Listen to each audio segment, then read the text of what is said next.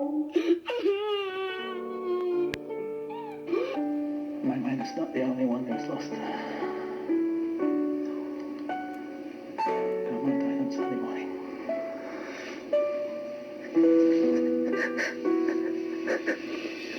Ano naman kayang magkahalong tuwa at lungkot ang dala ng pagdating ng ina ni Maymay para dumalo sa libing ng isang butihing ama at lolo.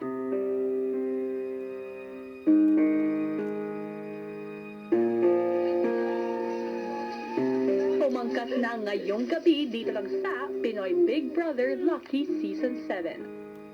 Ang nakaraan sa PBB Lucky Season 7, naging malaking pagsubok kay Maymay ang pagpanaw ng lolo na malapit sa kanya dahil na rin sa pagiging OFW ng ina sa Japan.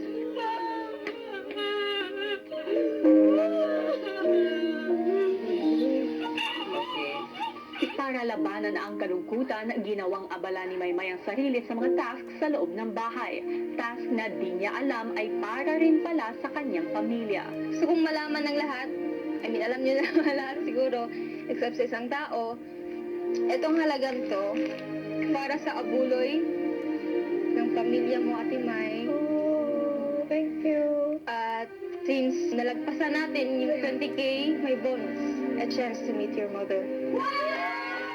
Matapos ang halos 2 linggo, dumating na ang takdang panahon. 2 linggo na ang nakakaraan mula nung umalis ka ng bahay ko para umuwi sa inyo. Kamusta ka na ba? Siyempre yung sakit na sa puso, andun din kuya, hindi pa nawala. Si Papa Joe kuya, tanggap ko na nawala na talaga siya. Talagang sobrang sakit everyday. Hindi ko talaga nakakalimutan si Papa Joe. Alam ko na proud siya kahit hindi ko nakikita. Pero nararamdaman ko, kuya. Maymay, kaya kita tinatawag ngayon dahil isang balita pa ang gusto kong sabihin. Ano po, kuya? Bukas na ang libing ng lolo mo. Papayagan kitang makilibing. Kuya, maraming salamat po.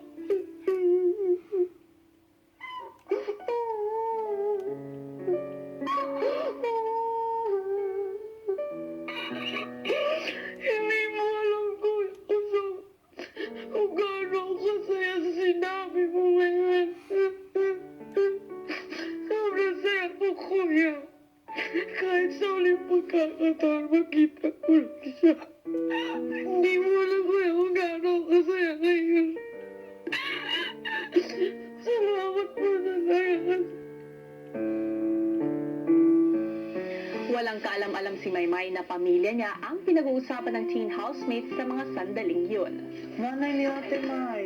Ang tagal. Traffic ko sa Japan. Air traffic. Ibinibigay ko sa iyo ang pagkakataon na ito Papa, because I want you to pay your last respects to your lolo. maraming salamat po, kuya. At gusto ko, pagbalik mo sa akin, kahit malungkot ka pa, mas matapang ka na. Kahit hindi ko na may papangako sa'yo, kuya, gagawin ko. Kasi nga, bukas libing na ng lolo ko. Tsaka pupunta ako bukas. Okay. Salamat sa'yo. Kuya, makakabuti po yun kay Ate Maymay kasi kailangan niya po na mag-recover po from her loss sa kanyang lolo. Siguro po para na rin po yun sa closure po ni Ate Maymay sa lolo niya. Siguro masaya yung lolo ko kasi sa ginawa niyo. Sobrang laking pera yun. Tayo, parlor. Paano nga kaya mapapanatili ni Maymay ang kanyang positibong disposition? Ka na lang. Pero mostly, tinatago ko po kasi sabi niya kasi sa akin kung sa kanya daw, sa akin daw siya kumukuha daw ng lakas po daw. Kaya, ginagawa ko yung best ko para kahit lang makita niya ako masaya. Alam ko magiging masaya ka po siya kahit alam ko sabi niya na ako makita po. Kahit lumaki ako sa lola ko, gusto ko pa rin siyang makasama. Dahil na rin si Maymay na sa araw ring yon ay nakabalik na ang ina sa Pilipinas. Welcome sa aking bahay. Lorna, Opo. kailan yung huling beses na nakabalik kayo rito sa Pilipinas? Kauwi ko lang nung nag-graduate ng high school yung si Maymay. Yun po rin po yung last na kita namin ng papa ko. Lorna, Apo, nakikiramay ako sa iyo. marami pong salamat talaga, kuya. Ang katotohanan niyan, Lorna, hindi ako ang dapat mong pasalamatan. Isang hamon ang ibinigay ko sa mga housemates ko. Ang laki rin po na pasasalamat ko sa kanila, kuya. Sobrang paging tulong niyo po. Nakasama ko rin po yung anak ko at nakita niyo pa yung huling araw ng lolo niya. Lorna, alam kong mabigat na magpaalam sa iyong ama. Opo, Alam ko rin na mabigat ito para kay Maymay. Pero kung sakaling may magandang bagay, nakakahinatnan ang pagkakataong ito. Ito ay ang pagkikita niyong muli ni Maymay.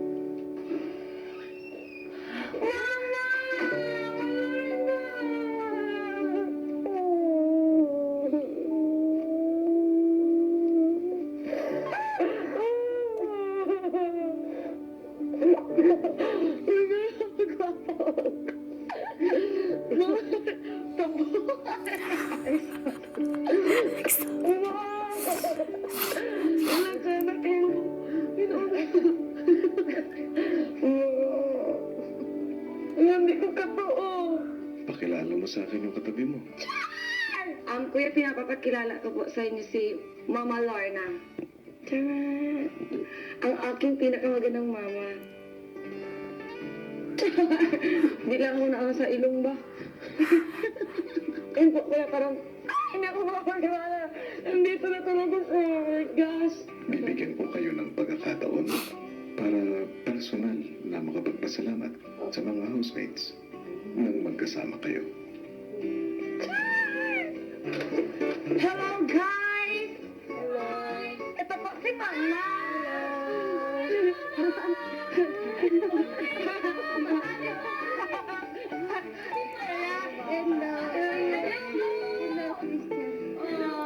Gusto niyo mo?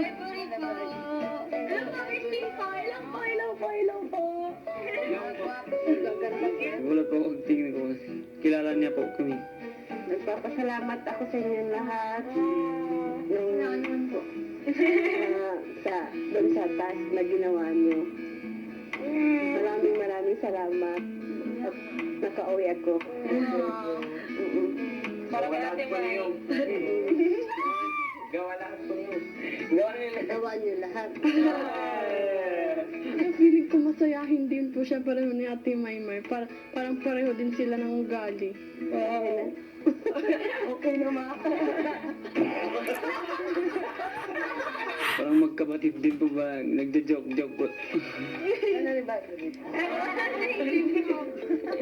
Lahat maganda. Yung relationship po nila as mother and daughter, parang hindi po nagmamatter yung distance. Parang ang gaan po nung pagkatao niya na parang housemate lang din po siya. And ang warm niya po talaga yung adik ko. Ay, oo. Parang mga housemate na si Ma'am. Nakasibila ka. Kasi mo.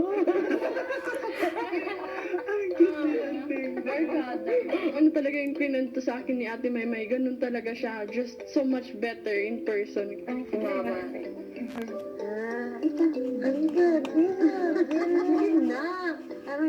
Narinig na rin ako. Kasi sila ka nanay nila, ma.